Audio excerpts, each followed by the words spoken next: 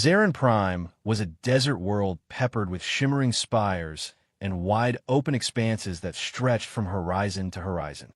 On this particular cycle, the planet played host to the highly anticipated Galactic Classification event, an occurrence that rolled around once every 2 standard years.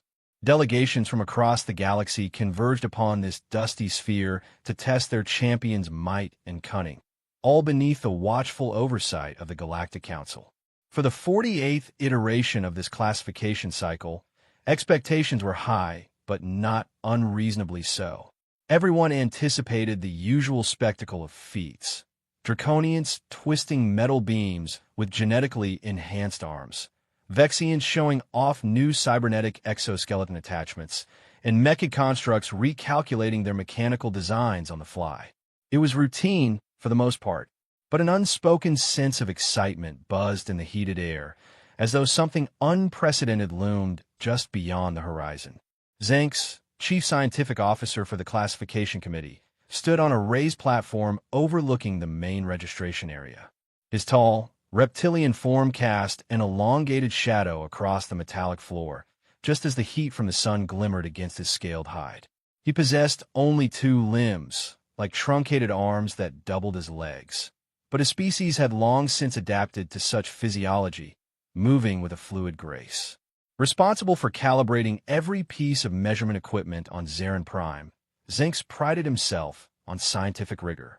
Nothing escaped his scrutiny, especially the Kinetic Impact Analyzer, or KIA, which loomed in one of the central testing chambers.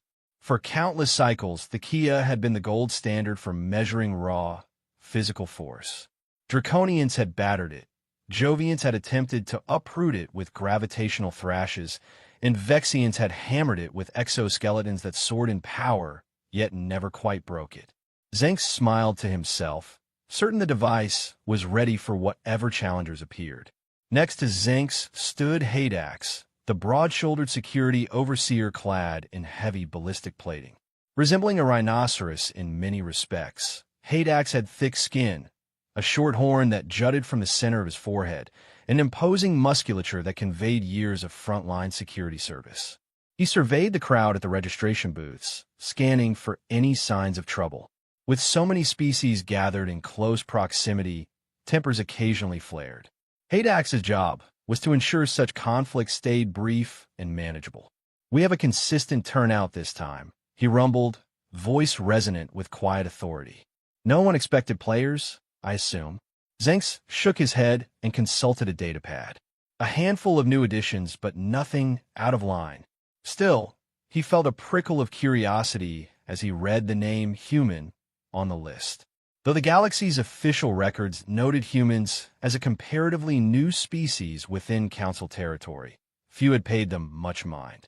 The Earth-based delegation had apparently petitioned to join the classification for the first time, which was not itself unusual.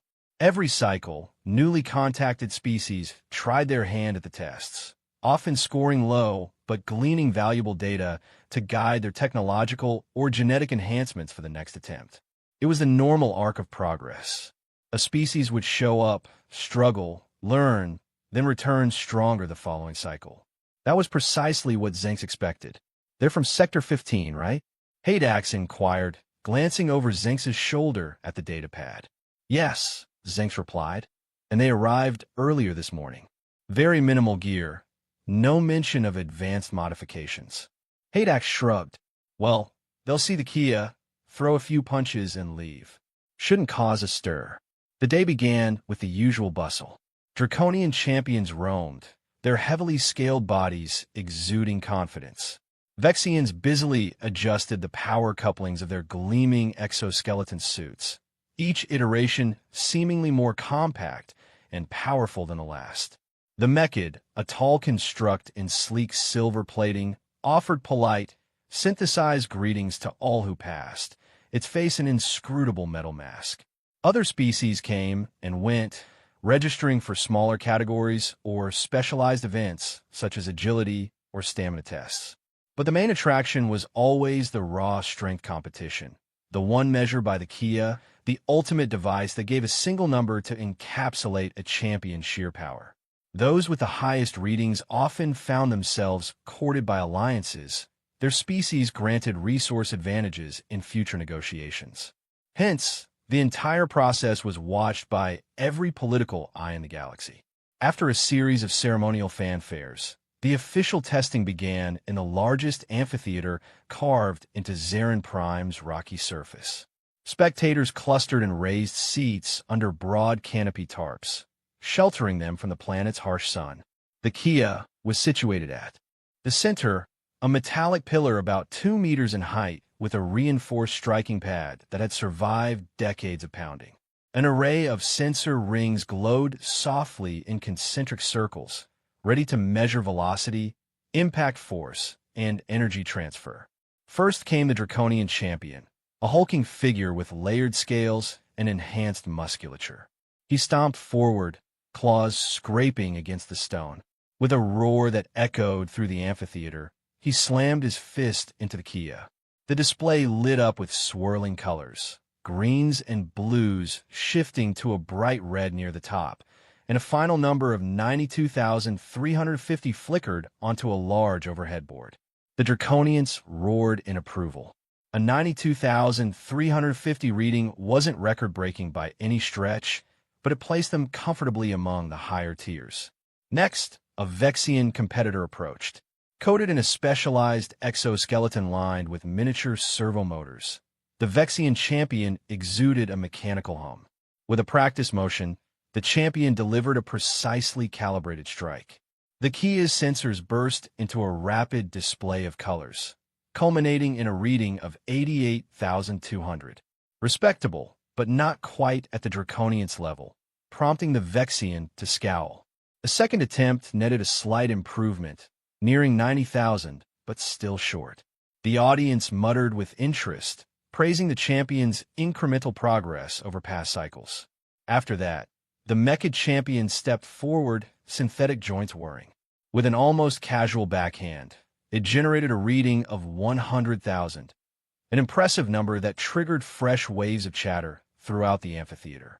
Zanx monitored all these results from a control booth set off to one side, occasionally stepping onto the platform to calibrate or verify sensor data. Everything was proceeding smoothly, just as expected. Then came a lull in the lineup, signaling the midday break before the last group of challengers. Zanx was about to power down the Kia for a routine inspection when a council aide approached him. "The humans are requesting their turn," the aide said, sounding vaguely apologetic, as if expecting the humans to simply make a short cameo. "I thought we had them scheduled last in the day," Haydax noted, overhearing. "We did," Zanx replied, "but apparently they're already here and ready." He shrugged, found no harm in letting them go sooner. If anything, it would speed up the schedule. So, with minimal fanfare, the human delegation was called to the center stage. They arrived quietly. 5 individuals in functional jumpsuits that looked almost archaic by galactic standards. At their head was a man with short-cropped dark hair, introducing himself as Captain Marcus of Earth's United Defense. He projected calm confidence without the usual bravado seen in other first-time species. Flanking him was a smaller man holding a data tablet, 2 security personnel, and 1 woman who seemed to be a diplomat or liaison. The official in charge of the Kia's Q gestured them forward. "Which of you will be testing?" Captain Marcus motioned to a tall, muscular man with a shaved head and broad shoulders. James Morrison, unmodified. He'd like to record a baseline reading. A murmur rippled through the onlooking crowd. Most species new to the classification wore at least partial exoskeletons or tested some genetic modification for the sake of showing they had advanced technology. This man apparently had none. Haydax snorted softly, stepping forward to greet the humans. "Just to confirm, your champion is unenhanced." Captain Marcus nodded. "We're opting for a purely natural demonstration first." Haydax turned to Zanx, raising an eyebrow. Zanx shrugged, referencing his data pad. "Well, we can't force them to use enhancements. Let's proceed."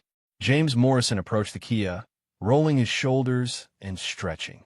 He placed a hand experimentally on the striking pad. Observers noted that while he appeared strong for his size, He looked small next to a Draconian or even a Vexian in a powered suit. The entire amphitheater buzzed with skepticism. In the front row, the Draconian champion who scored 92,350 earlier folded his arms, clearly expecting nothing remarkable from this so-called unmodified man. Zanx watched carefully from the side, his scanners locked on James's biometrics for thorough scientific documentation. At the official signal, James drew a slow breath. His posture shifted, weight dropping into his lower body as he angled himself for a punch. The motion seemed unhurried, almost deliberate, lacking the flashy wind-up or theatrical roar common among other species. Then, in the space of a heartbeat, he drove his fist into the pad. A sharp crack reverberated, noticeably distinct from the dull thuds or mechanical clangs earlier. The key's sensor rings strobed from green to red, culminating in an unexpected burst of violet near the top of its scale. Zanx's eyes widened. The device took an extra moment to finalize the data before projecting. The result on the overhead display. The screen flickered once, and then a number materialized. 112,600. Silence. Utter, absolute silence. Then came a collective gasp. The reading soared past even the Mechid's 100,000. This unknown, unenhanced human had just broken the day's high score. An immediate uproar followed. A Vexian engineer stormed forward, accusing the Kia of malfunctioning. A Draconian scientist demanded the humans submit to immediate scans for concealed cybernetics. Others in the crowd found themselves shouting in confusion or racing to the control booth to check calibration logs. Captain Marcus didn't flinch. James simply flexed his hand, shaking it out as though it mildly stung. Zanx hurried to the machine, verifying the data. Nothing was amiss. "The system is functioning perfectly," he called out, but a swirl of accusations drowned out his voice. Only Haydax, barking orders, managed to keep the tension from exploding into chaos. "Security perimeter around the humans," he growled. "Give the chief scientific officer space." Soldiers under Haydax's command fanned out, ensuring no one rushed the platform. Zanx took a moment to recheck the Kia's internal logs. All consistent, all legitimate. In less than 5 minutes, the amphitheater became a pandemonium of excited chatter, suspicion, and awe. A medical team arrived at Zanx's behest, scanning James with advanced sensors for any hidden modifications. Each result came back negative, pure, organic tissues. No implants, no chemical doping above normal levels, nothing that would disqualify him. James, for his part, answered every question politely, though he let Captain Marcus handle most of the negotiation. "We welcome thorough checks," Marcus repeated calmly. "Earth's gravity is somewhat higher than the galactic average. Perhaps that contributed to our species' natural muscle density." The explanation didn't fully register with many onlookers, who only saw that their carefully balanced hierarchy might be under threat. Whispers buzzed of emergent power shifts. The Draconian champion scowled in frustration, as if personally insulted by the possibility that a smaller, primitive race had surpassed him without mechanical or genetic assistance. Amid the chaos, an official tried to quell the outbursts. "We will hold a formal hearing if needed," she announced. "But for now, the unmodified humans' reading stands." Various delegations continued to murmur, while others scowled openly. Many took rapid notes or transmitted frantic messages to their homeworlds. Zanx shared a brief look with Haydax. The security overseer seemed uneasy, his horned brow furrowed. "I haven't seen the crowd this unruly since the Jovian scandal 3 cycles ago," Haydax muttered. Zanx nodded. "People fear what they can't explain. But from a scientific standpoint, this is fascinating." He had so many questions about Earth's evolutionary history, the interplay of environmental factors, the intricacies of human biology. He wanted data. He also sensed the potential volatility. If James's demonstration alone caused such an uproar, what else might the humans show? He didn't have to wait long. Captain Marcus stepped forward again, his voice measured as he addressed the amphitheater. "We understand this result is surprising. However, we came prepared to display both natural and enhanced capabilities. Should the Council permit it, we have an enhanced human champion with us as well. A hush fell over the crowd, swiftly replaced by an explosion of exclamations. Enhanced? By how much? They're already beyond the draconian baseline. Is this legal? The official in charge seemed torn. Zenks also hesitated, uncertain whether unleashing an enhanced human on the Kia was wise, given how James had already scored well above expectations. But the classification was, at its heart, about measuring the potential of each species. Preventing them from demonstrating would violate the committee's fairness policy. After conferring with his superiors via comlink, the official nodded. Very well. We will allow it under maximum security protocols. A man stepped forward, wearing a jumpsuit identical to James's, except for the faint hum emanating from his forearms. Zenks' scanners picked up unusual readings. Advanced neural linkages, synthetic muscle fibers seamlessly integrated with flesh, and a power source that glowed in near-infrared spectrum. His posture was relaxed, but carried an undercurrent of lethal precision. Stanley Kovacs, Enhanced Division, Captain Marcus introduced. This represents our first-generation foray into cybernetic augmentation, bridging human physiology with mechanical amplification. The entire crowd tensed. The tension thickened as Stanley approached the battered, but still intact Kia. Zenks felt his pulse quicken. If an unmodified human had cracked the day's record, how high could an enhanced one go?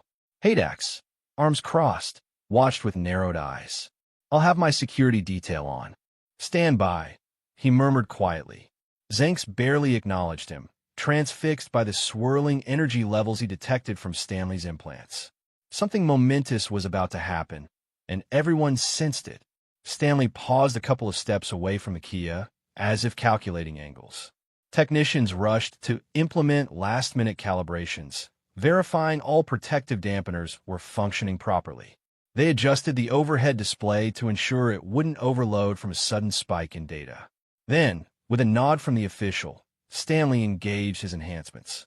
Observers could literally hear the whir of microactuators and the faint crackle of synapse boosters. He settled into a stable stance. An eerie hush enveloped the amphitheater.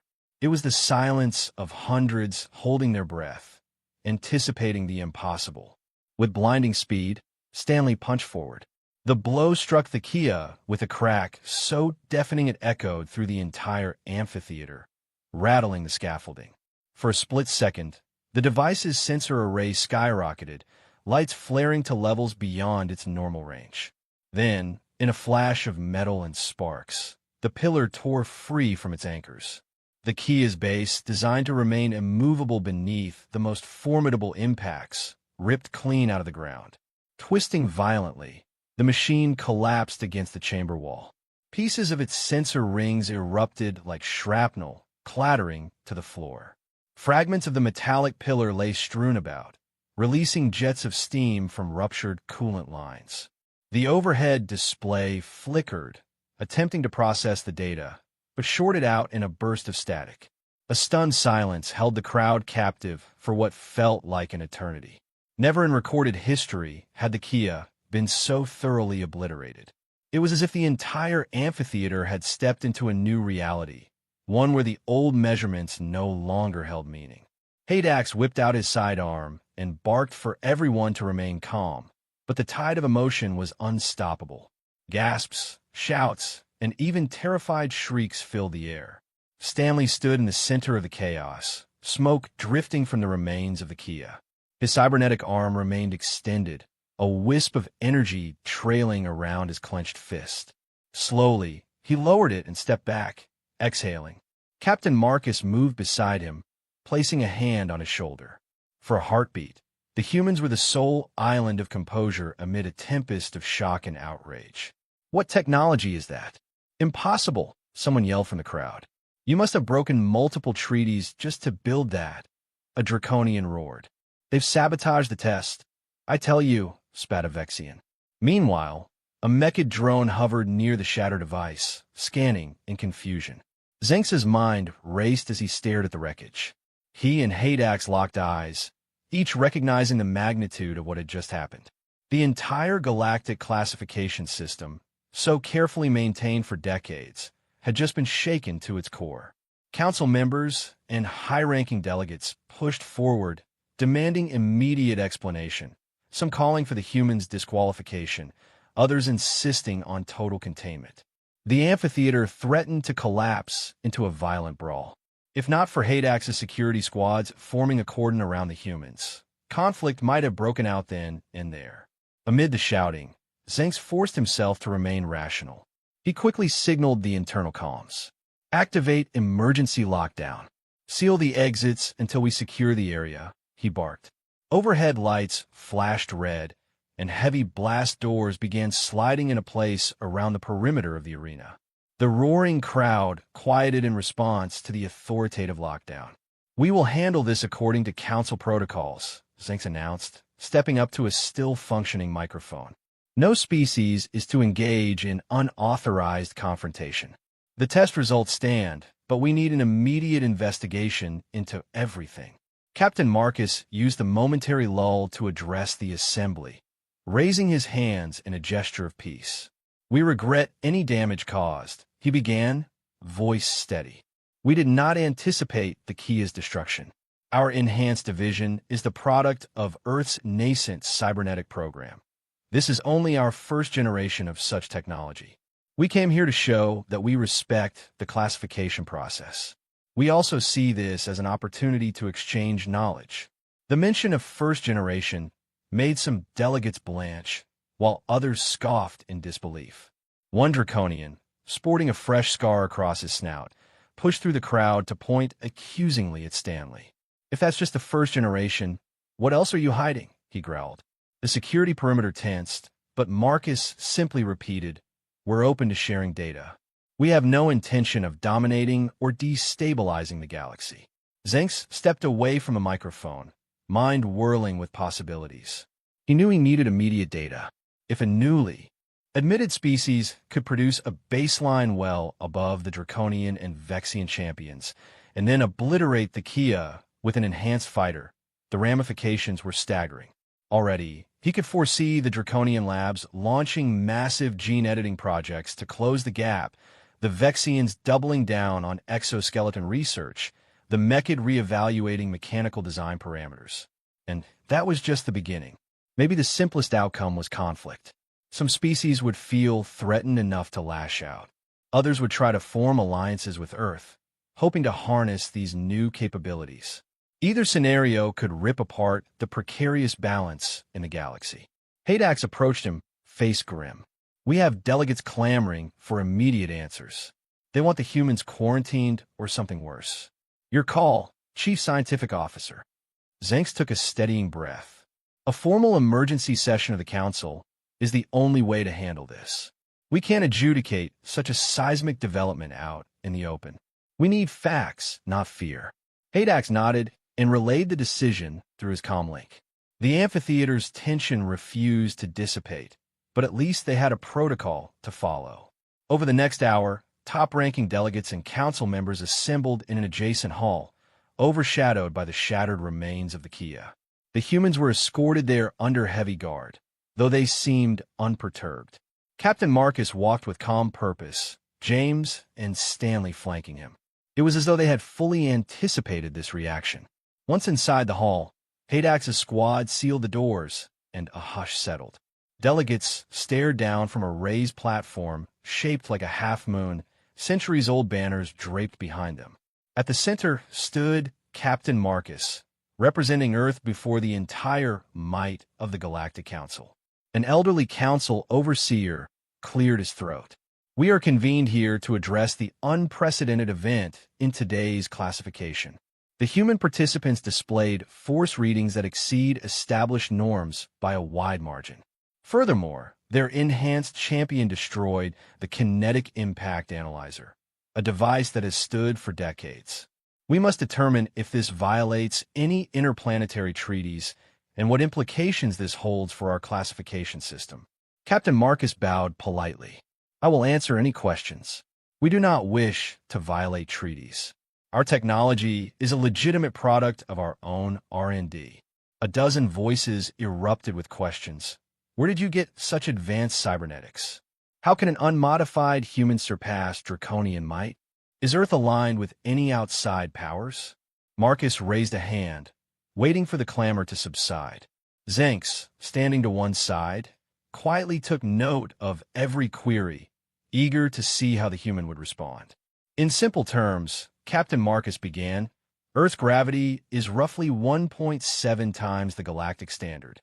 Our evolutionary history produced a species with higher baseline muscle density and strong cardiovascular resilience. Early in our star flight, we discovered how adaptation to heavier gravity gave us certain advantages, at least physically. As for our enhanced soldier, we used existing frameworks for cybernetics, but integrated them using Earth-based neural interface research.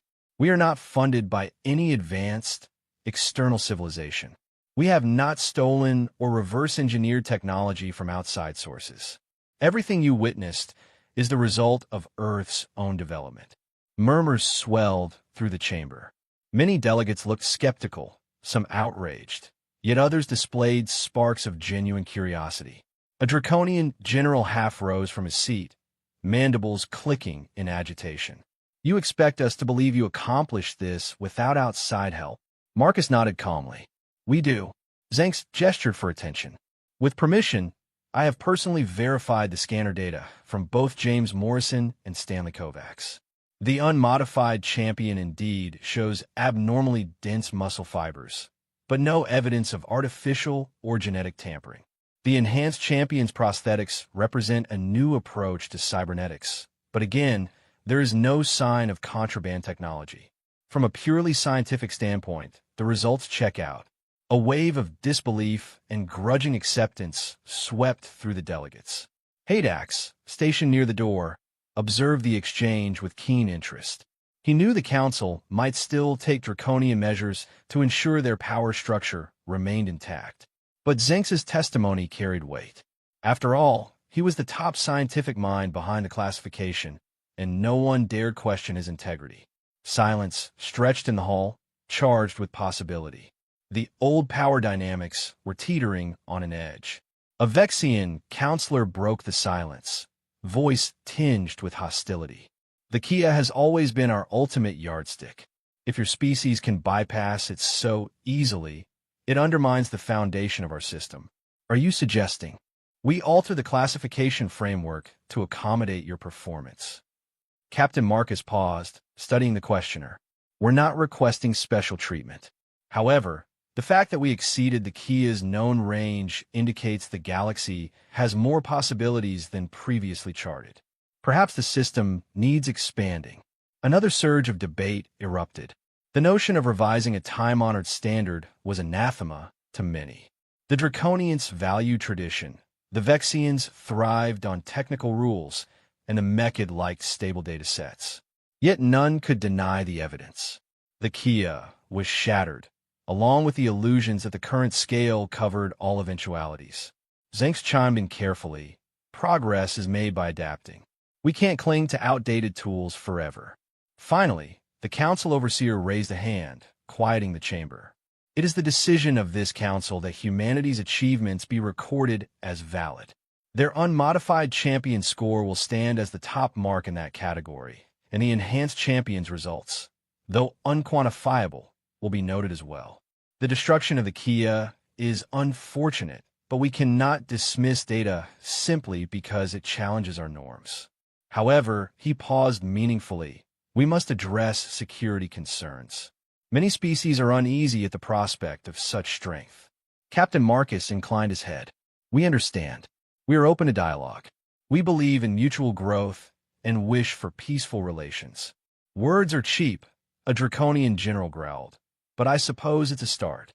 As tension mounted again, the overseer continued. We will form a specialized committee to evaluate Earth's technology under supervision of the classification committee. This measure is non-negotiable. Marcus flicked his gaze to Zenx. The scientist gave a subtle nod, indicating that a supervised review was likely the best outcome possible under these circumstances. Agreed, Marcus said. We're prepared to participate. The overseer took a breath, relief visible in his old, tired eyes. Then, by council mandate, the 48th Galactic classification is officially suspended until further notice. Delegates, you will receive instructions. For now, I want no hostilities directed at the humans. Any breach will be considered a violation of council law. His voice rang with finality. Silence gripped the hall once more, but it was a calmer silence, as if the immediate danger of panic or violence had been contained. Zanx felt a quiet gratitude that cooler heads were prevailing. Haydax, on the other hand, stood with arms folded, still uncertain whether this uneasy truce would hold. From his vantage point, it only took one hot-headed champion to spark disaster. In the days that followed, the humans remained in a guarded enclave on Zarin Prime, awaiting the formation of the Specialized Committee. Captain Marcus fielded endless inquiries while James and Stanley underwent additional scans. The galaxy reeled with the news. Draconian scientists convened emergency sessions to re-examine their gene-editing protocols, while the Vexians worked frantically on improved thermal management for exoskeleton suits, determined to match or exceed human feats. The mech had reprogrammed entire subroutines to replicate the design approach used in Stanley's arm. Media outlets across multiple star systems dubbed the event the human demonstration, a moment that would reshape alliances and technologies for decades. Yet through it all, the humans remained unruffled, as if they'd stepped into a meticulously planned scenario. Zanx took the opportunity to interview them extensively. He learned of Earth's harsh climates, predatory evolution, centuries of internal conflict that had forged strong survival traits. The puzzle pieces began to click into place.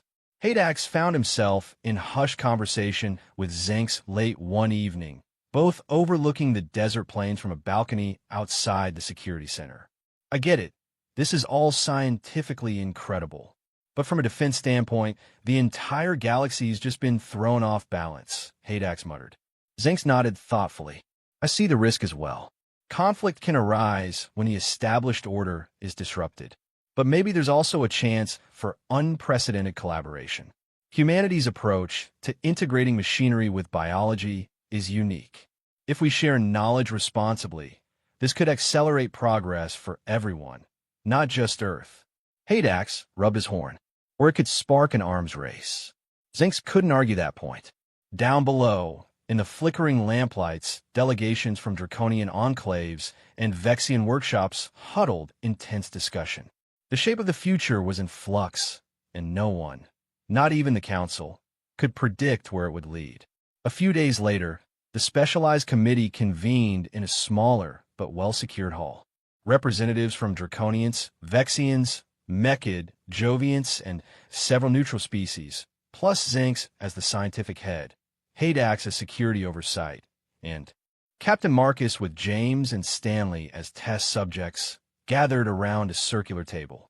The atmosphere was more subdued than during the catastrophic unveiling in the amphitheater, but the tension simmered beneath the surface. The Draconian scientist spoke first.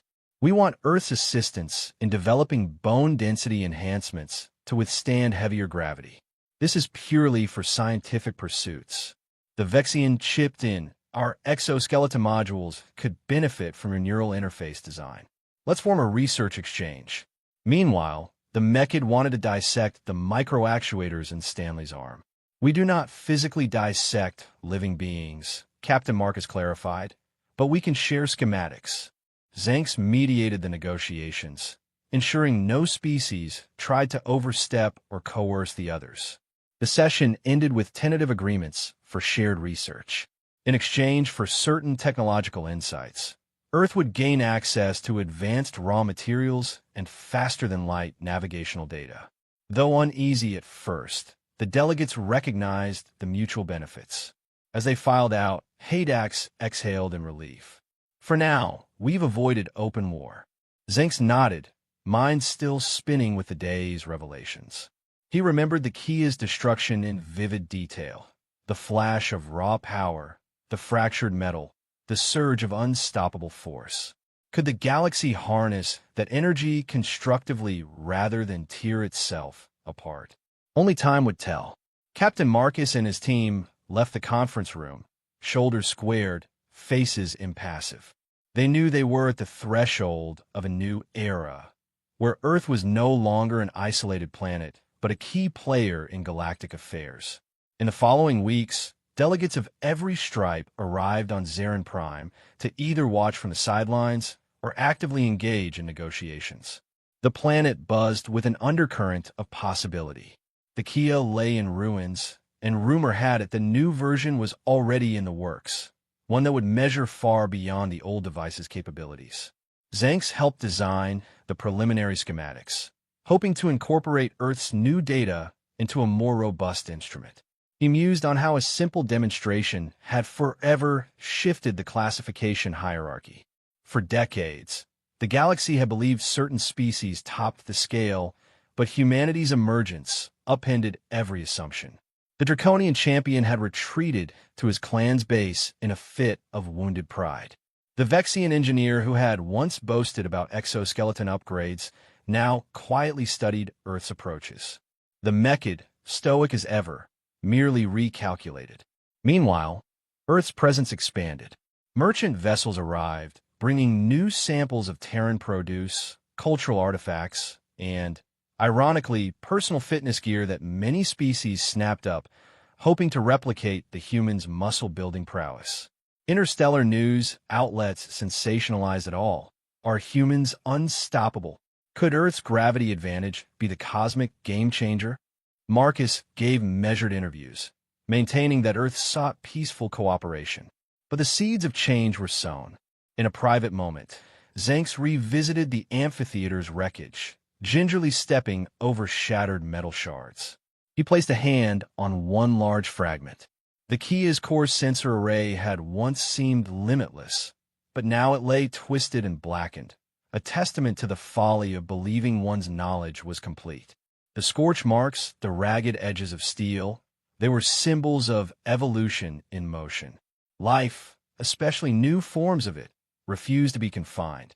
As the final wave of delegates prepared to depart, each returning to their homeworlds with fresh perspectives, the galaxy braced itself for the next steps. Zanx oversaw the transport of Earth champions under heavy escort, not because they were prisoners, but because their presence was that significant.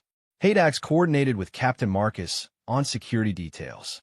Mutually, they decided to host a joint demonstration on Earth within a year's time, inviting scientists and dignitaries from across the galaxy to see Earth's environment firsthand. As news of this invitation spread, some species reacted with excitement, others with deep apprehension. Would visiting Earth confirm their greatest fears? That humans thrived under punishing conditions that forged monstrous potential? Or would it reveal an ordinary planet whose inhabitants simply took a different path in evolution? No one could say for sure. The evening before the humans' official departure, Zanx found himself in the small lounge area near the docking bay, sipping a mild beverage from his homeworld. To his surprise, James and Stanley approached him. James wore a casual jacket over his broad shoulders, looking somewhat exhausted from the day's endless questions. Stanley, for all his mechanical augmentations, appeared relaxed, even content. "Wanted to thank you," James said quietly. "You verified our authenticity. There could have been a very different outcome if you'd sided with the conspiracists." Zanx inclined his reptilian head. "I'm not here to pick sides, only to observe truth." Stanley gave a small nod, the faint hum of his arm audible in the quiet corridor. "We appreciate that," he murmured. Zanx studied him curiously. "Do you have any regrets about, well, obliterating the Kia?" Stanley's lips twitched in a small smile. "Regret isn't the word. If it leads to progress, then no." Captain Marcus joined them, a datapad tucked beneath his arm. "The Council wants a formal agreement. It might restrict certain aspects of our technology, at least until we can prove we pose no threat." He eyed Zanx. "But we are not naive. We know some species will race to outdo us. Earth can't afford to stagnate." Zanx's tail flicked thoughtfully. "An arms race is a grim prospect. I hope we can establish a research partnership. True synergy benefits all." Marcus nodded. "That's our hope as well. One can't unring a bell, though. The galaxy knows we're strong. That knowledge alone changes everything."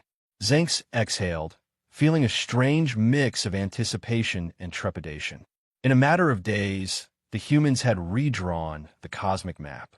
He wondered if future generations would speak of this moment as the turning point, when Earth stepped onto the galactic stage, not as an underdog, but as a disruptive catalyst. Their conversation drifted to Earth's many cultural facets, from its varied cuisines to its ancient myths. Zenks listened intently, fascinated that a world so different could produce a species both biologically robust and technologically audacious. He resolved, privately, to visit Earth if the opportunity arose, to see its heavier gravity and watch these humans in their natural environment. Perhaps he could glean more insight into how they developed such resilient bodies. Eventually, the lounge's overhead lights dimmed in a signal for closing hours. They all stood. Captain Marcus extended a hand in the custom Earth gesture. Zenks, though physically different, reached out with his clawed forelimb, and they shook. Haydax, leaning against the corridor wall, observed the gesture with a half-smile. "We'll see if this handshake holds," he said gruffly, but not unkindly. "I've seen alliances formed and broken in the blink of an eye." In the morning, as the humans boarded their small starship, a subdued crowd looked on. There was no grand ceremony, just the quiet gravity of a farewell. Zenks and Haydax stood near the docking clamps, accompanied by a few council officials. The engines hummed, and Captain Marcus appeared through the ship's side hatch, offering a polite salute. "Until next time," he said. Zenks nodded. "Safe travels. Expect council representatives to visit Earth soon." With a final glance, the humans retreated inside, and the hatch sealed. The craft lifted off with a gentle thruster burn, ascending through Zarin Prime's atmosphere, disappearing into the dusty sky. Silence lingered on the platform. Haydax folded his arms, exhaling slowly. "So that's that. We'll see how the galaxy reacts to them in the long run. My guess? Things won't be the same." Zenks couldn't have agreed more. The question was whether the changes to come would unite the galaxy in progress or tear it apart. With the humans gone, the Council turned its attention to rebuilding a more advanced classification device. Teams from multiple species convened in engineering labs scattered across Zarin Prime's surface. Zenks took charge of the design project, determined to incorporate broader measurement capabilities that could handle sudden spikes of force. Haydax busied himself stepping up security protocols, anticipating that certain factions might attempt sabotage. Life on Zarin Prime buzzed with fresh urgency. Delegates still roamed the corridors, forging deals and alliances. The Draconians secretly tested stronger genetic modifications. The Vexians tinkered with more compact exoskeletons. The Mechid shared cryptic statements about paradigm shifts. In every corner, talk of the humans lingered. Some spoke with hope, others with trepidation. But all recognized that the next time Earth champions arrived, the standard definitions of strength would likely expand again, possibly to limits no one had yet imagined. Zenks often found himself replaying footage of James's strike and Stanley's catastrophic blow to the Kia. Even after countless replays, it remained awe-inspiring, each frame revealing a synergy of power, technique, and perhaps an undercurrent of human determination that defied all logic. He found a certain poetry in the moment the device collapsed, scattering the old assumptions like fragments of scrap metal. Once the new device was completed, whatever form it took, Zenks suspected it might not last forever either. Progress marched on, and each new challenge demanded the galaxy adapt. The humans had taught him that. Late one evening, after a marathon design session, Zenks typed a personal log entry on his datapad. "Change is the only constant. Our galaxy stands at a crossroads where fear and curiosity collide. If we move forward with open minds, perhaps we will find an era of collaboration. If not, the next blow, from humanity or elsewhere, could be more than our fragile unity can bear." Cole Darnell considered himself a connoisseur of quiet vacations, someone who had once lived a tumultuous life but now wanted only to find tranquil corners of the galaxy where no one would bother him. On most days, that meant beach chairs, neon-colored drinks, maybe a soft breeze rolling in from an alien sea. He had done the heroic stuff once, the clandestine missions, and the life-or-death decisions, and he'd grown weary of them all. Now, here on Erixia, he planned to do nothing more than lounge by the shore. At least, that was his intention when he arrived. He settled onto a curved, woven recliner near the edge of a shallow, turquoise cove. Two suns glimmered overhead, casting shifting reflections across the surface of the water. Everything looked like it had been dipped in crystals. The local flora had blossoms the color of amethysts and topaz. The sky itself was faintly pink, a gentle pastel that relaxed him as thoroughly as any spa therapy. He drew in a long breath of the salted air and closed his eyes. For a man who'd spent years toggling between infiltration, espionage, and the occasional sabotage, it was paradise in liquid form. He'd been here less than 3 hours when something made him open his eyes. A flicker of motion, too quick to be a mere breeze. Cole didn't move from his recliner, but he grew suddenly alert. Over the years, he had developed an almost preternatural sense for danger. His pulse flickered, and in that crucial heartbeat, he heard the faintest whiz in the air, a projectile, small and precise. Before he could think, his hand shot up. With reflexes honed by years of tight situations, he plucked the dart from midair. He registered its glossy black shaft, a greenish residue near the tip. Poison, almost certainly. Then he glanced in the direction it had come from. 20 feet away, standing on a smooth rise of rock, was a tall woman with skin the color of molten copper and hair pulled back into a series of braided loops. She held a strange bow, carved from some pale, ivory-like material. He stared at her, still gripping the dart, which had not pricked him. The woman's silver eyes widened in clear surprise. She lowered the bow, even as a wave of shock, and perhaps dread, crossed her features. Cole set his fruity drink down, stood, and gave a small shake of his head. "I'm pretty sure," he said, "that's not how you make friends on this planet." She blinked once, swiftly, as if verifying he was truly alive and in possession of her poisoned dart. Then she looked at his hand, at his uninjured fingers pinching the lethal projectile. A hush fell over the entire beach. A handful of other vacationers began backing away in alarm. Some retreated into the water. Others pretended they hadn't noticed, though it was obvious they had. The woman's voice carried the faintest edge of confusion. How did you catch it?" She spoke with an accent that curled around her words, as though her native tongue was shaped by a melodic language. Cole wasn't sure how to respond. "You shot me with a poison dart, and you're worried about how I caught it?" He tossed the dart onto a nearby table with careful aim, ensuring it didn't jab anyone. She took a hesitant step forward. He noticed the way she moved, balanced on the balls of her feet, like a dancer who could launch into a sprint or a fight in a fraction of a second. No one's ever done that before. He shrugged. "I guess I'm lucky." Then his gaze fell on the greenish coating.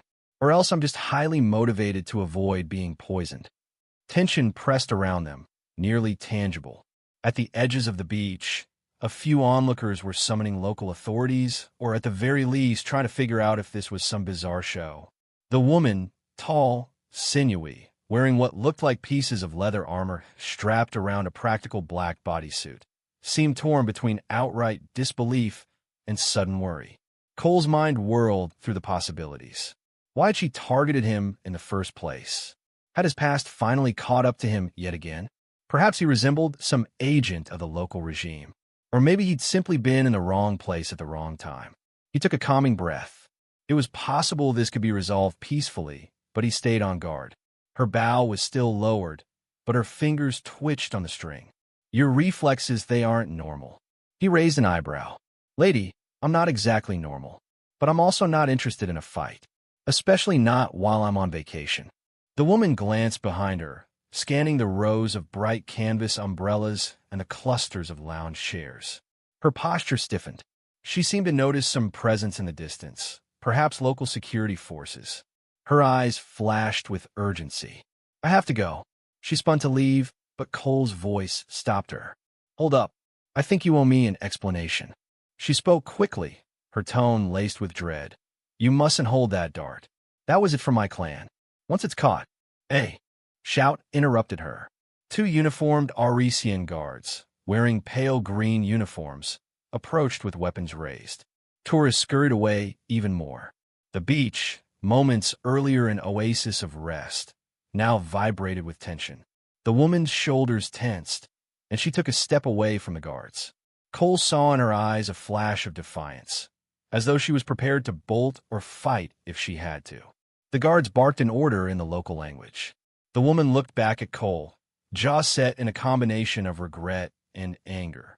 "This is your fault," she hissed. "I thought you were one of them." "One of who?" he asked. But there wasn't time for a clear answer. The guards shouted again, demanding the woman surrender her weapon. She knocked an arrow in a blink, an action so fluid that Cole wondered how she'd had time to draw a second projectile. Poison, energy, or something else he couldn't say.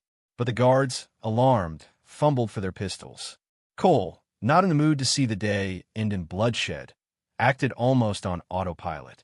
He rolled across the lounge chair, appending it in a quick motion to draw the guard's focus, then lunged low. He seized one guard's wrist, pivoted, and neatly disarmed him. A second guard tried to fire, but the woman's arrow soared over Cole's head, slicing through the air, forcing the guard to duck. The shot went wide. Tourists screamed. The entire confrontation took maybe 5 seconds. Cole felt the old adrenaline surge, muscle memory from years of training. He disliked it, wanted to push it away, but the immediate threat left no choice. He whirled, tossing the guard's weapon into the surf to minimize lethal outcomes. The woman, too, seemed to choose evasion over direct kills. She shot a second arrow at the sand, sending up a plume of dust that blinded the guards. Together, she and Cole made a break for the palm-like trees lining the beach. As soon as they reached the edge of the forest, Cole hissed under his breath, "I just wanted a quiet vacation, okay?" She snapped back, breathless. "I didn't ask for your help. But now we're stuck. The entire city garrison will be on alert." He cast a glance over his shoulder, catching sight of frantic beachgoers. "Well, thanks for dragging me into it." She shot him a glare that was half apology, half resentment. "Give me back the dart." He frowned. "You want it?" "Why?" She bit her lower lip. "Because if you keep holding it, then the ancient vow is triggered. My clan's law states that any warrior whose arrow or dart is caught by the target must serve that target. Forever." He stared at her in disbelief. "Pardon?" She looked at the ground. "It's an old Saldorian tradition from my people. The act of catching the projectile uninjured means you've proven yourself above me, or so the tradition claims. I become bound to you as your sworn protector and spouse." She said the last word as though it were the bitterest pill she'd ever swallowed. Cole froze. He was not expecting that. And how seriously is this tradition taken? Her silence was the only answer he needed. The idea was beyond archaic, and the last thing he wanted was another entanglement, let alone a forced marital bond. He studied her face, the angles of her jaw, the determination in her eyes, and something else. Humiliation that she'd been bested. "I don't want a sworn protector," he said carefully, "or a spouse I've only known for 5 minutes. No offense." "None taken," she returned sharply, though her tone wavered. "Believe me, I don't want to belong to you either." Then she took a breath. "But the law is the law." Cole sighed. "Fine, then let's find a way to break it, or ignore it. This is the galaxy of the modern age. You don't have to do everything your ancestors said." Her voice lowered. "You don't understand. My clan might be old-fashioned, but more importantly, if my superiors find out about this, I'll be exiled, or worse, because I attacked someone who wasn't an enemy. And if your reflexes are truly that good, it means you're not an ordinary man. They'll demand we honor the vow." He wanted to retort, but heavy footsteps approached from behind them. More guards, perhaps. The woman cursed in her own language, then grabbed Cole's wrist. "We need to go. You can scold me for archaic traditions later." Together, they sprinted into the thick vegetation beyond the beach. The rustle of broad leaves, the screech of exotic birds, the warm humidity that pressed down on them. None of it felt vacation-like at this point. Branches slapped Cole's arms as they pushed deeper into the forest. He had that old, familiar sensation of being hunted. He'd spent too many years outrunning the galaxy's trouble to not recognize it. They paused near a cluster of giant trunk plants that soared overhead, forming a partial canopy. Through the gaps, Cole could still see the pastel sky. The woman let go of his wrist, leaning against a mossy trunk to catch her breath. He had a half-dozen questions, but one demanded priority. "Who are you?" "Kira," she said, not looking up. "Kira Tal Salder." "All right, Kira Tal Salder," Cole said. "Why'd you shoot me?" She expelled a slow breath. "I thought you were an agent of the Triumvirate Enclave, our planet's overlords. They have bounty hunters and enforcers who lounge around the resort areas to sniff out rebels. My people have been planning an operation. I got the order to eliminate a suspicious man, and you fit the description." Cole rubbed his temples. "Fantastic. I guess the fact I'm new in town made me an easy scapegoat." She offered a regretful nod. "It appears so." A distant shout resonated through the forest, followed by the unmistakable crackle of energy weapons. Kira's posture tensed. Cole recognized that same readiness in himself. They had no time to linger. He gave her a once-over. "Look, we both want to avoid a firefight if we can. Let's keep moving. I'll figure out a plan once we're safe. And, for the record, I'm Cole Darnell." She nodded, as if turning his name over in her head, then started forward. Cole followed, not sure which was more pressing: the fact that local authorities wanted them for an attempted assault, or this bizarre vow that threatened to chain Kira to him for life. They skirted a wide lagoon ringed by swirling pink flowers. The vegetation here grew dense, forcing them to climb over fallen logs and push aside thick vines. Several times, Kira paused to listen, her keen senses searching for patrols. Cole marveled at the fluidity of her movement. She was definitely not an amateur. Perhaps she had grown up training in these forests, leaping from branch to branch. The glimpses of leather armor told him she was more than some random rebel. She likely held rank. Finally, they reached a place where the trees thinned slightly, giving them a vantage point of the city's skyline in the distance. Tall spires of glass and metal rose in symmetrical patterns, overshadowed by the twin suns. Landing platforms for ships dotted the upper levels. It might have been a beautiful sight if not for the tension in the pit of Cole's stomach. Kira pointed to a cluster of squat buildings near the outskirts.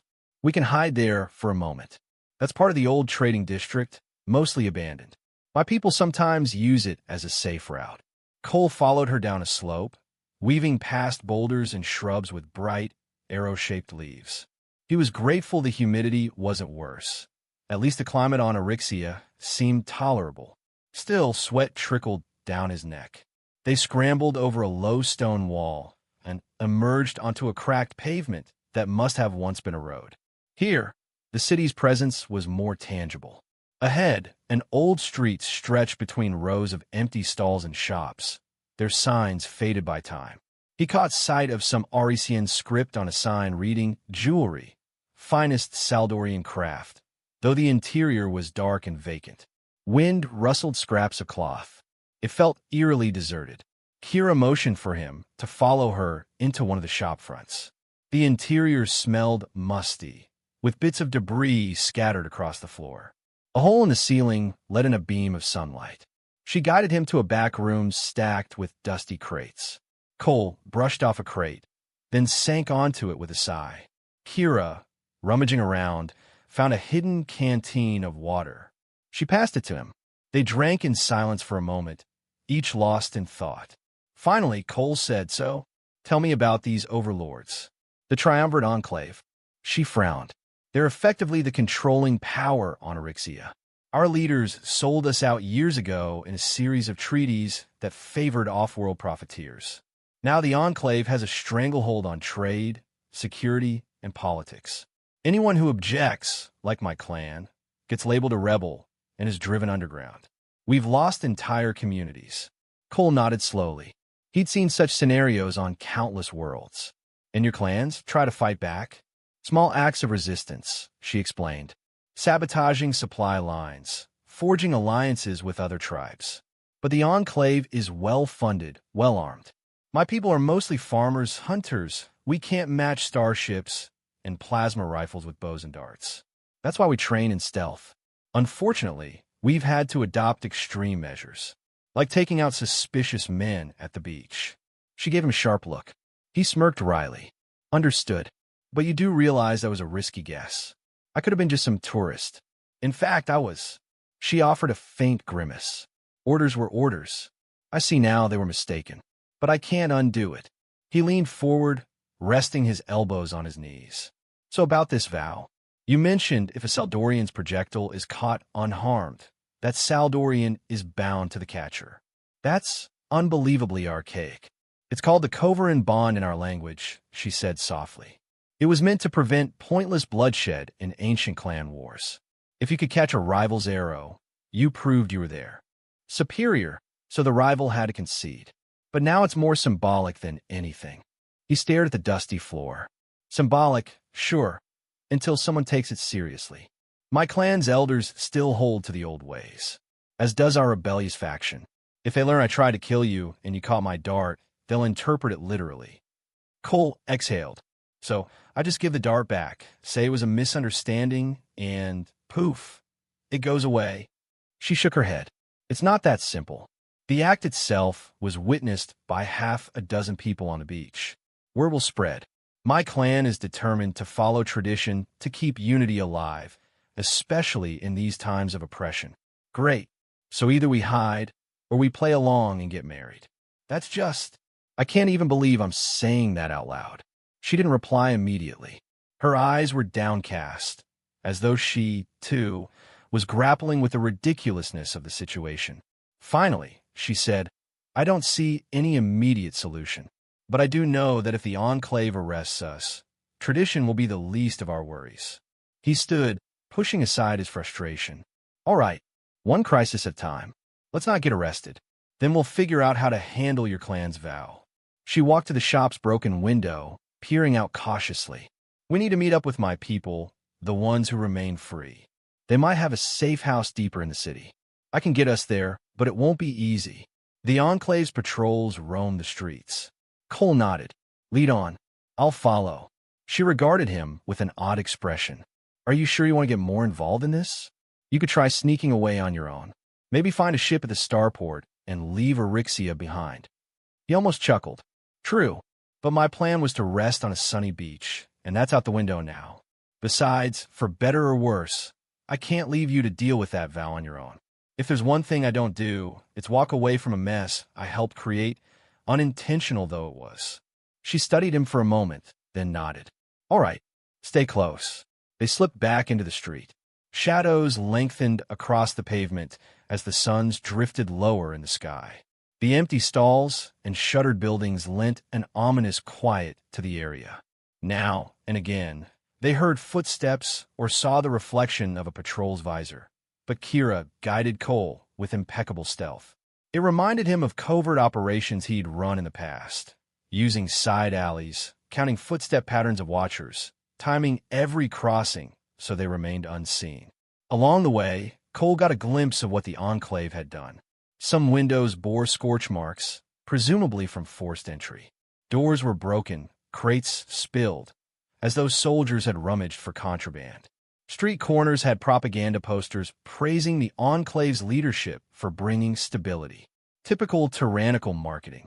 At last, Kira halted in front of an old warehouse with a battered sign. She tapped a sequence on what looked like a hidden panel behind a piece of corrugated metal. The door hissed open, and they entered into darkness. A moment later, interior lights flared up, revealing a low-ceilinged hall cluttered with crates, tools, and half-disassembled vehicles. Before Cole could take it all in, the hiss of pressurized weapons sounded. For figures appeared from behind columns, aiming improvised rifles or sidearms. One was a tall man with tan skin, wearing a vest with the Saldorian clan symbol. Another was a short woman with a shaved head and a bandana, who looked ready to fire at the slightest movement. Kira stepped forward, raising her hands. It's me, Kira Tal Saldor. A flicker of recognition passed across the tall man's face. Kia, what are you doing? We heard rumors that you'd been arrested or killed on the beach. She shook her head, gesturing to Cole. I nearly caused that, yes, but I found him. Or he found me. The armed rebels exchanged wary looks. The short woman's gaze narrowed. Found him? You're supposed to be scouting for triumvirate agents, not dragging in off-worlders. Kira swallowed, glancing at Cole. Long story. But I trust him, at least more than I trust the Enclave. We need refuge for a while. The tall man lowered his weapon slightly, though suspicion still lined his brow. He looked at Cole. Name? Cole Darnell. The man gestured with his rifle for Cole to remove any visible weapons. Cole calmly showed he had none except for a small utility knife. He set aside. The man nodded. Kira took a breath. He's not an enemy. Actually, we may owe him thanks for preventing the guards from capturing me. The short woman spoke up in a tense voice, but he's off-world. How do we know he isn't working with them? Kira hesitated, clearly unsure how much to reveal. Finally, she said, I can vouch for him personally. The rebels shared a look, then slowly lowered their weapons. The tall man gestured to a table ringed by mismatched chairs. We should speak with the commander. She's in the back room. You two, stay put. I'll bring her here.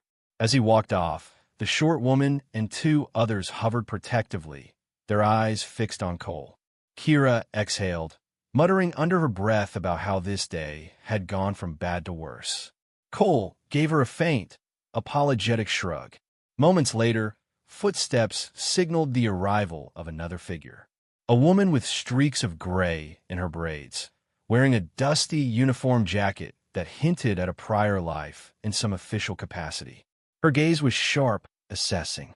She approached the table and glanced at Kira, then at Cole. I'm Commander Raya, she said. I lead what's left of the resistance on this side of Erixia. Cole offered a polite nod. Cole Darnell, I'd say I'm pleased to meet you, but the circumstances are a bit intense. Her thin lips curved in a humorless smile. Yes, well, most introductions in these times are. She turned to Kira. Report. Kira launched into a succinct explanation of how she'd misunderstood Cole for a triumvirate agent, the Dart incident, the beach confrontation, and their subsequent flight. She was careful not to mention the vow yet, but the tension in her voice suggested it was weighing on her. Commander Raya listened intently. When Kira finished, she turned to Cole. You have skill, apparently. Catching a poison projectile is no small feat. He lifted one shoulder in a half shrug. I have experience. Some old reflexes I never lost. But I really am just here on a vacation. Raya snorted. Quite a vacation it's turned into. Now the Triumvirate is likely looking for you, too. They don't tolerate violence on their precious beaches unless it's under their control. Cole folded his arms. Seems that way. She eyed Kira. You trust him? Kira hesitated for only a moment. I do. Raya gave a short nod. Fine. We'll keep you here for now. But I expect you to behave, Cole Darnell. The rest of us have too much to lose. Cole glanced at Kira. You have my word. I don't want any trouble. Though, if you have a plan to topple these overlords, I might be able to offer some insights. Commander Raya's brow arched. And you'd do that because... Cole's lips thinned slightly. Because oppression on any planet leaves a bad taste in my mouth. And also because they've effectively ruined my vacation. He let the remark hang in the air, and a tiny spark of amusement crossed Raya's face. All right, the commander said. I'll show you our base, and perhaps you can share your perspective. Let me warn you, though, we're short on resources. We have to rely on sabotage and small-scale strikes. The Triumvirate has the planetary militia, advanced weaponry, and external trade routes locked down. Cole nodded as he stood. I get it. I've seen it before. He stopped himself. That was more than he intended to reveal about his past. He cleared his throat. Lead the way. Raya guided them through the corridors of the warehouse. Rebels were gathered around improvised tables, forging makeshift grenades or repairing battered rifles. Some studied battered screens that displayed local maps. Others typed coded messages on dated comm devices. Cole recognized the telltale signs of a ragtag resistance. Dedicated people, strapped for materials, driven by desperation.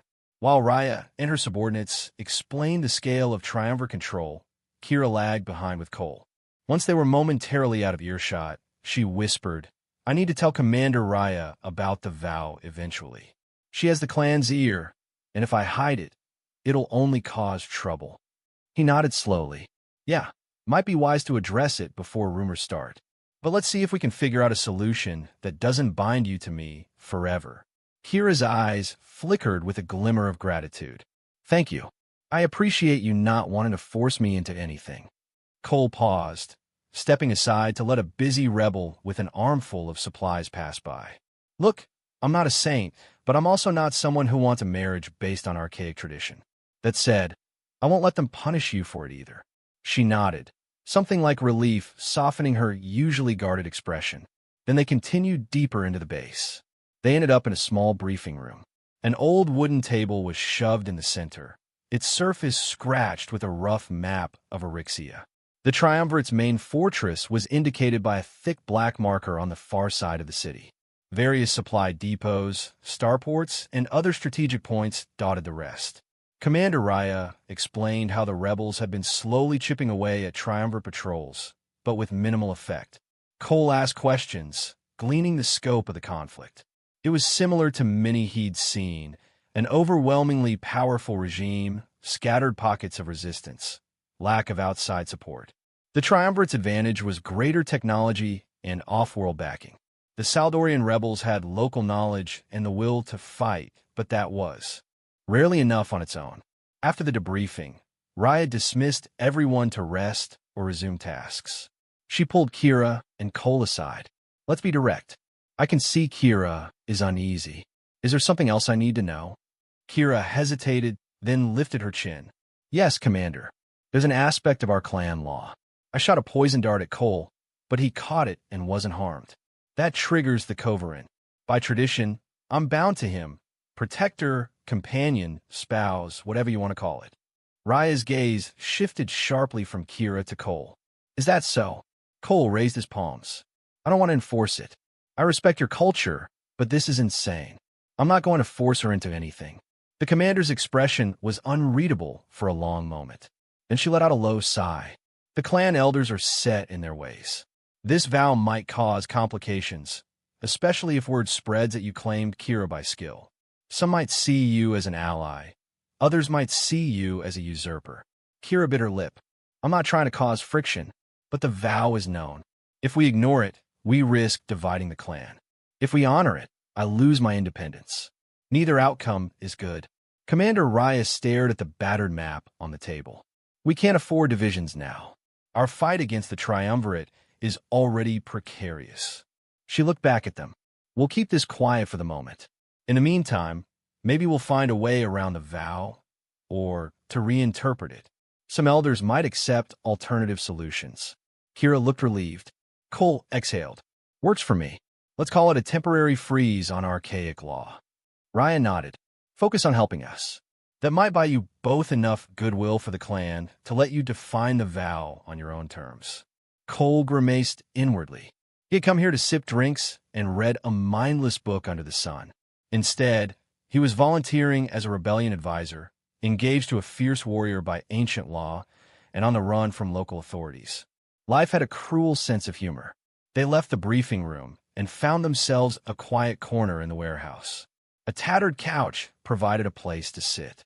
Cole rummaged through a supply crate and found some kind of ration bar that smelled vaguely of roasted nuts. He offered half to Kira, who took it gratefully. She broke off a piece, chewing thoughtfully. Then she said, "Thank you, by the way, for not just walking away." He gave a half-smile. "I'm not the walking away type." Silence fell between them, laced with unspoken tension. Kira was obviously proud, someone who trained for years to fight for her people. Now, an old tradition threatened to upend her entire identity, making her some sort of property to a man she barely knew. Cole felt a pang of sympathy. He reached out and placed a hand gently on her shoulder. "Hey," he said softly, "we're going to figure this out. If I could catch that dart, I can handle a few stubborn elders." A wry smirk curved her lips. "Let's hope so." That night, Cole drifted in an uneasy sleep on that worn couch. He dreamed of the beach again, but in his dream, The waves turned into lines of marching soldiers, and the umbrellas were artillery cannons. The tension never left, not even in his subconscious. In the early morning, Commander Raya awakened him with a plan. They'd learned of a triumvirate shipment of energy cells scheduled to arrive at a transport hub on the far side of the city. If the rebels could intercept or sabotage those cells, it might hamper the Enclave's operational capacity for weeks, buying precious time for the insurgents to reorganize. Over the next 2 days, Cole found himself training small squads of rebels in stealth tactics, infiltration methods, and improvised weaponry. He taught them how to set timed explosives using household materials, how to minimize detection by patrolling drones, how to create misdirections. Kira was often at his side, quick to absorb every detail. She was the best marksman among them, no contest, but she hungered for broader tactical knowledge. All the while, the vow remained unspoken in front of the others, yet it lingered like a ghost. Occasionally, a rebel would give them curious glances, as though suspecting something deeper between them. But for now, no one pressed the issue. At last, the night of the operation arrived. Cole, Kira, and a team of 8 rebels crept through the labyrinthine streets to the transport hub. The plan was simple but risky. Sabotage the energy cells before they could be loaded on a triumvirate transport craft. That meant sneaking past heavily armed guards, probably disabling surveillance systems, then planting small charges. Cole led them to a vantage point behind a row of discarded cargo containers. In the distance, the transport hub gleamed under floodlights. Triumvirate soldiers in dark uniforms patrolled the perimeter. Tall fences crowned with sensor arrays encircled the site. They could see shipping crates stacked in neat rows near a loading bay. Kira scanned the area through a small scope. I count at least 15 troops outside. More inside. Cole nodded. All right, we'll create a diversion on the east side. Meanwhile, our infiltration team goes in from the west. Plant the charges on the energy cells, set the timers for 5 minutes, then get out. No direct engagement unless necessary. A rebel named Halden, the tall man from earlier, exchanged a glance with Kira. Understood. We'll keep it clean. They split into 2 groups. Cole, Kira, and 3 others formed the infiltration team. Halden led the diversion. Within moments, a minor explosion, likely a flash bomb, lit up the east side of the compound. Alarms blared. Triumvirate soldiers rushed toward the commotion. Cole's team raced around to the west fence. Kira used a small cutting device to slice through the chain links. They ducked inside and pressed themselves against the shadows of a large storage shed. Lights swung overhead, but the soldiers were mostly distracted by the noise and smoke from Halden's diversion. They slipped into the main cargo area. Rows of metal crates bore the triumvirate logo. Off to one side, Cole spotted a series of smaller crates labeled with warning symbols, the universal sign for high-energy charges. That had to be the target. 2 guards remained, apparently left behind to protect the cargo. They stood near the crates, gazing anxiously at the plumes of smoke in the distance. Cole motioned for a rebel named Suri to circle around. Meanwhile, Kira nocked an arrow. The tip glowed faintly, a sign it might be charged with something more than poison. With silent coordination, they struck. Suri lobbed a small noisemaker behind a stack of pallets. The moment it clattered, the guards whipped around. In that split second, Kira fired her arrow, hitting the ground near their feet and unleashing a burst of disorienting gas. The guards coughed, stumbling, as Cole rushed forward, delivering quick strikes to knock them out. The entire exchange took maybe 6 seconds. The rebels' pride opened the energy crate lids. Inside, they found cylindrical pods brimming with plasma or some advanced fuel source. Carefully, they affixed small charges that Cole had taught them to prepare. Kira set the timers, sweat beading on her forehead. Every second here was borrowed time. Done, she whispered, stepping back from the crate. A distant shout indicated more soldiers heading their way. Cole signaled the team to retreat. They moved swiftly, weaving between crates. Unfortunately, reinforcements poured into the cargo area from the main gate, blocking their initial exit route. Cole's mind raced. They needed another way out. He spotted a maintenance door along the southern perimeter. It was locked, but maybe they could override it. He nodded to Kira, and they led the group in a crouching dash across open ground. Spotlights combed the area. One soldier spotted them and fired. Energy bolts scorched the pavement. Kira spun, unleashing an arrow that streaked through the air, knocking the soldier off balance. More soldiers rushed in, forcing Cole to return fire with a pistol he'd taken off one unconscious guard.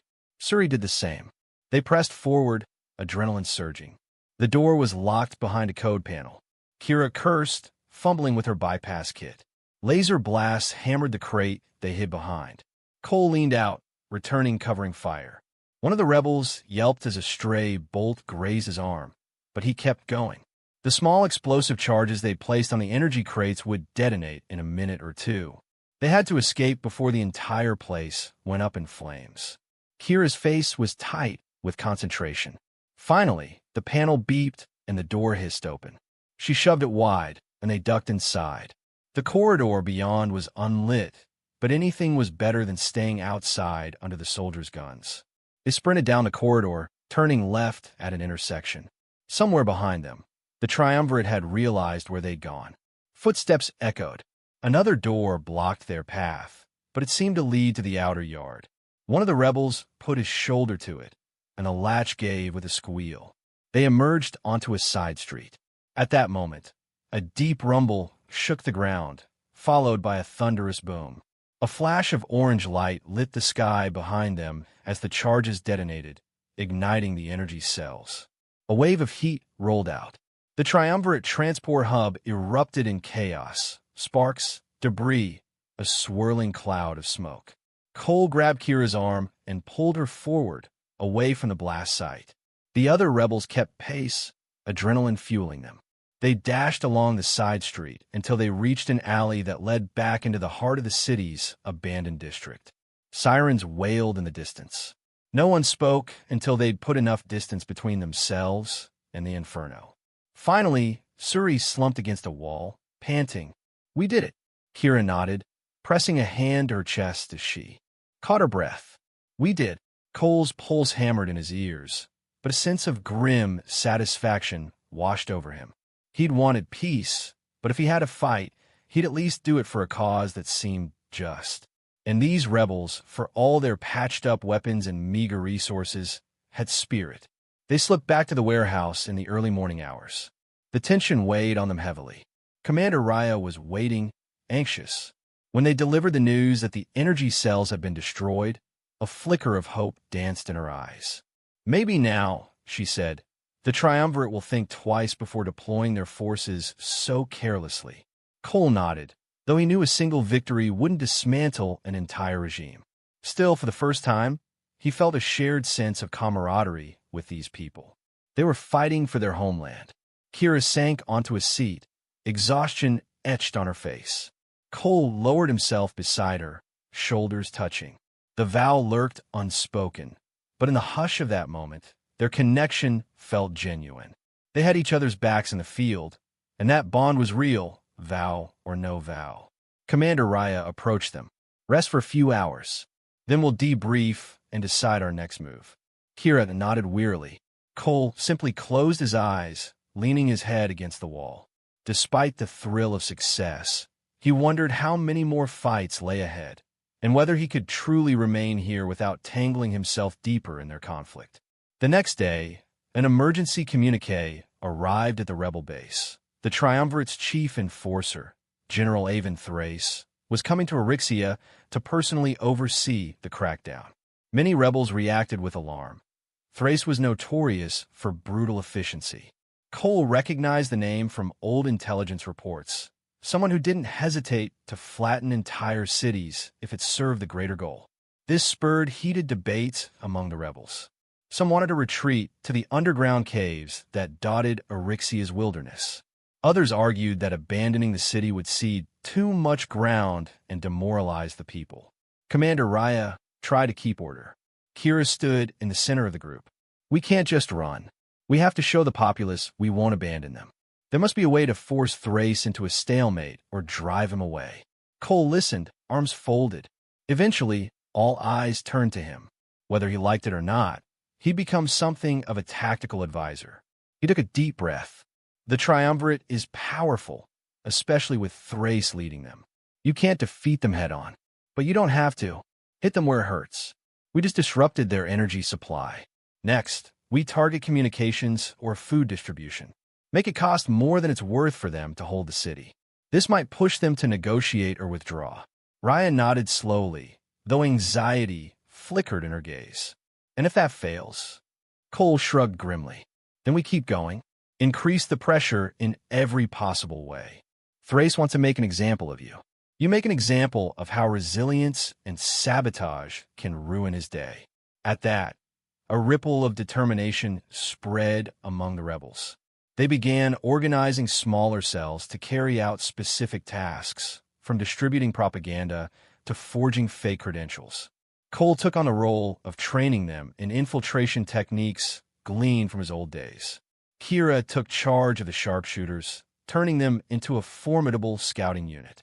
Days blurred into a whirlwind of planning, risk, minor victories, and close calls. During that time, Cole and Kira spent countless hours side by side. They argued strategy, shared meager meals, occasionally found a moment to exchange a weary smile. The vow lingered, an unspoken subtext that some rebels might have suspected, but no one openly discussed it. Commander Raya had presumably told them it was a complicated matter best left alone until after the crisis. But late one evening, as they finished a recon mission near the starport, Kira abruptly turned to Cole. The stars overhead shimmered in Arixia's twilight, and a faint glow lit her copper-toned cheeks. "You do realize," she said quietly, "that if we make it out of this, the clan elders might insist on formalizing the vow. Not just for me, for you as well." Cole studied her face. "I don't want you stuck in something you hate." Her expression softened. "I hated it when it was forced on me, but now, I'm not sure I hate it anymore." She paused, glancing at him. "We've fought together. I've seen your courage.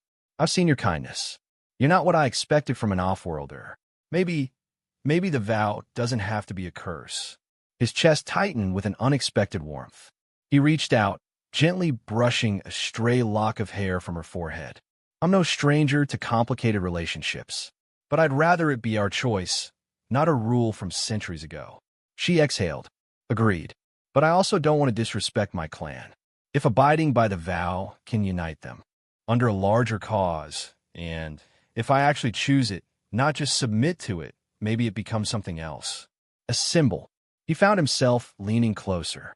"A symbol of what?" She offered a tentative smile. "Of how we overcame an oppressive system and outdated traditions as well." For a moment, the weight of the war around them lifted, replaced by the delicate tension of two people on the precipice of something new. Then a distant explosion reminded them reality was never far behind. Kira sighed, turning away from the starport's lights. They returned to the base, only to find a commotion. Reports indicated that General Thrace had arrived and was massing troops for a major sweep of the city. Commander Raya convened an emergency council. They decided on a high-risk plan: sabotage the Triumvirate's central communications array in the government district, preventing them from coordinating the sweep effectively. It would be dangerous, but if successful, it might prevent large-scale arrests or bombardment. Cole volunteered to lead the mission. Kira insisted on going with him. Raya gave them a nod of grim respect. "If we fail, we retreat to the wilderness. But let's hope it doesn't come to that." Night fell as they made their approach through the deserted streets. The government district stood behind tall security walls and scanning turrets. Kira perched on a rooftop, providing overwatch with her bow. Cole led a team to breach a side gate. Each step, they risked detection. The tension in the air was suffocating. They managed to enter the outer courtyard of the complex. Spotlights passed overhead. Patrols marched in disciplined lines. The communications array was a large spire rising from the main building, dotted with satellite dishes. Cole signaled the team to spread out, place charges on key power conduits. He watched Kira's silhouette against the starry sky, arrow knocked, scanning for threats. But then the alarm blared. A single Triumvirate soldier, hidden in the shadows, had spotted them. Gunfire erupted. Rebels took cover behind pillars. Kira fired from the rooftop, each arrow striking with unnerving accuracy. Cole cursed under his breath, pressing himself against a wall. They still had to place the last charge in the spire's basement, or the sabotage would be incomplete. He looked up. "I'll go. Cover me," he shouted to Kira. She nodded, loosing an arrow that forced a pair of soldiers to duck behind a crate. Cole dashed for the nearest entrance, weaving through bursts of laser fire. He kicked the door open, found a narrow staircase leading down. Inside, flickering fluorescent lights revealed a utility corridor lined with cables. His heart pounded as he ran, hooking the final charge to the main data lines. Outside, the firefight intensified. He heard the hiss of plasma rifles, the clang of an arrow deflecting. He set the timer for 90 seconds, then bolted back up the stairs. By the time he emerged, triumvirate reinforcements had arrived in force. The other rebels, pinned down, retreated behind a half-collapsed wall. Kira was cornered on her rooftop, exchanging arrows with half a dozen riflemen on an adjacent building. Cole spotted her precarious position, no easy path to escape. He sprinted across the courtyard, ignoring the laser bolts that sizzled past. He scaled a maintenance ladder on the side of the structure, stepping onto the rooftop where Kira crouched. She gave him a sharp look. "You're insane," she muttered, firing another arrow. "Timer's set," he said, panting. "We have less than a minute before the entire comm tower goes offline. Hopefully in a spectacular way." Soldiers were rushing the building. Kira reached for another arrow, but ran out of them. She muttered a curse in her language. Cole peered over the roof's edge, spotting a swarm of triumvirate troops advancing below. "No exit that way," he said. "We need a plan B." Kira dropped her bow. "Plan B? Jump to the next building?" He followed her gaze. The adjacent rooftop was maybe 15 feet away across an alley. A big leap, but possible. "We do that," he said, "and we're still on the run."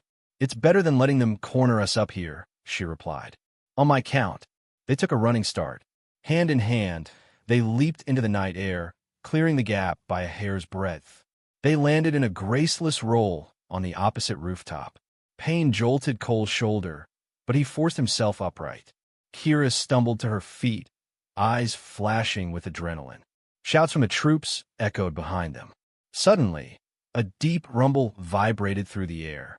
The communications spire crackled with electricity, then exploded at multiple junctures, charges going off in sequence. A wave of shrapnel and energy burst outward, knocking out lights across the district. The towering structure collapsed onto the main building, severing cables and antenna arrays. Sparks lit the night in brilliant arcs. "Run," Cole said, taking Kira's hand again. They dashed across the rooftop, found another service ladder, and descended. The city below was in chaos. Alarms howled. The triumvirate's once-coordinated search patterns likely spiraled into confusion without the calm spire. The night glowed red from emergency lights. Kira and Cole wove their way through the backstreets, ignoring the throbbing pain in their legs. At last, they reached the outskirts. An old canal ran parallel to the city's defensive walls. They followed it until they reached a wooded area. Only then did they allow themselves to collapse against each other, breath ragged. They lay there, side by side, the scent of damp leaves around them. Kira spoke first, her voice barely above a whisper. "We did it." Cole closed his eyes, letting the relief wash over him. "Yeah," he said. "We did." By dawn, they had returned to the warehouse. The rebels who made it back gathered around. Commander Raya was there, bandaging her arm. She offered a shaky grin as Cole and Kira entered. "Your mission was a success. We've had reports that triumvirate squads are in disarray, communications severely disrupted." A wave of cheers broke out among the rebels. Cole and Kira sank onto a bench, exhaustion pulling at every muscle. Someone handed them water and food, which they devoured gratefully. For a moment, in that small, battered corner of Erixia, hope flared bright. But the news got even more surprising. By midday, word arrived that General Thrace was withdrawing the majority of his forces from the city, at least temporarily, to regroup at an off-world station. Perhaps the sabotage had been the final straw. The triumvirate had lost enough resources to make them question the cost of subjugating Eryxia. For the first time in recent memory, the city's people saw the signs of the occupation beginning to crack. Commander Raya held an impromptu meeting, praising everyone's efforts. "We're not free yet," she warned, "but we've delivered a blow they won't soon recover from. This is the best chance we've had." The mood turned almost celebratory. Rebels embraced, wept, made plans to restore neighborhoods. Kira found Cole amid the bustle. She slipped her hand into his, pulling him aside to a quiet room near the back of the warehouse. The noise of triumphant voices faded, leaving only the sound of their breathing. She looked at him with an intensity that made his heart pound. "We did it together," she murmured. "I can't imagine doing it with anyone else." He stroked the hair at her temple, brushing aside a smudge of soot. "You're incredible, you know. The vow or not, I don't think I'd change a moment of it." She moved closer. Her voice dropped. "I owe my life to you multiple times over. And if my clan's vow says I'm yours, I want it to be because we both choose it, not because we're forced." Cole's pulse thundered. He wrapped his arms around her waist. "I choose it," he said softly, "but only if you choose it too." She tilted her head up, her lips brushing his in a kiss that tasted of relief and victory. The tension, the fights, the near-death escapes, all melted into this single moment of unity. It was a quiet act of claiming each other, a conscious acceptance that their bond could transcend an archaic tradition. They broke apart, a gentle smile curving Kira's lips. "So what now?" she asked, voice a little breathless. Cole's grin widened. "Now, we help your people stabilize. We ensure the triumvirate can't swoop back in. Then, if you want, we talk to your elders about rewriting some old laws." Her eyes glimmered. "I think I do want that." She glanced at the open doorway, where the murmurs of victory still lingered. "And maybe, after all this, you can finally have your vacation." He let out a soft laugh. "A quiet beach, a cold drink, maybe some archery practice that doesn't involve poison darts." She laughed lightly, resting her forehead against his. "That sounds perfect." 2 days later, the clan elders arrived in the city, stepping into the rebel warehouse with a mix of awe and caution. They saw their champion, Kira Talsalder, standing beside Cole. They heard tales of how the triumvirate was beaten back, and they understood, with both respect and reluctance, that the vow had played its part, if only to bring these two souls together.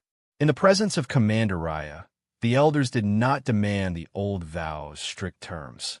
Instead, they granted Kira and Cole the right to choose the vow's meaning. An alliance, a partnership forged by mutual will. It was an unprecedented shift, but the clan could see that clinging to archaic rigidity no longer served them in a galaxy that was changing. So it was that on a day of celebration, as the first steps toward real freedom for Eryxia were underway, Cole and Kira affirmed their bond. Not out of compulsion, but out of gratitude, respect, and that fierce glow of love that had taken root amid their hardships. The vow was recited in the clan's ancient tongue, but with new language that emphasized equality. Afterward, as the new dawn rose over the battered city, Cole and Kira walked hand in hand to that same beach where it had all begun. The remains of some lounge chairs and half-torn umbrellas were still there, remnants of the day he almost got skewered. The ocean sparkled a lavender hue beneath the rising suns. Kira took off her boots, letting her toes curl in the warm sand. Cole stood beside her, inhaling the sea air that still carried a sense of endless possibility. "I guess you finally get to enjoy the beach," she teased, arching an eyebrow. "Better late than never," he replied, taking her hand. "So, no more poison darts at me, okay?" She chuckled, leaning in to kiss him softly. "Not unless you need a reminder of who's in charge." He grinned. "I'm pretty sure we share that post now." They stood there for a long time, the horizon open before them. Where once Cole had arrived, seeking only solitude, he was leaving with purpose, a partner he cared for, and a planet on the path to liberation. A quiet breeze ruffled his hair, carrying the distant sounds of a city slowly healing from oppression. He slipped an arm around Kira's waist, feeling her warmth, the solid reality of their bond. Somewhere in the galaxy's vast expanse, the triumvirate might still regroup. Other threats might emerge. But for now, here on Arixia's sun-washed shore, Cole Darnell and Kira Talsalder found a moment of serenity, a testament to the fact that sometimes the best adventures unfold when you least want them, and that an ancient vow could be reshaped into a promise of a shared future built on love instead of fear. He turned to her, smiling in that gentle way she'd come to adore. "So, do you think we can finally rest?" She gave his hand a squeeze. "We'll rest," she said, "and when the galaxy calls again, we'll answer together." That was enough for both of them. No matter what the future held, they knew they would face it side by side. And if fate had first drawn them together with a poison dart, perhaps it was proof that even the strangest beginnings could lead to something extraordinary.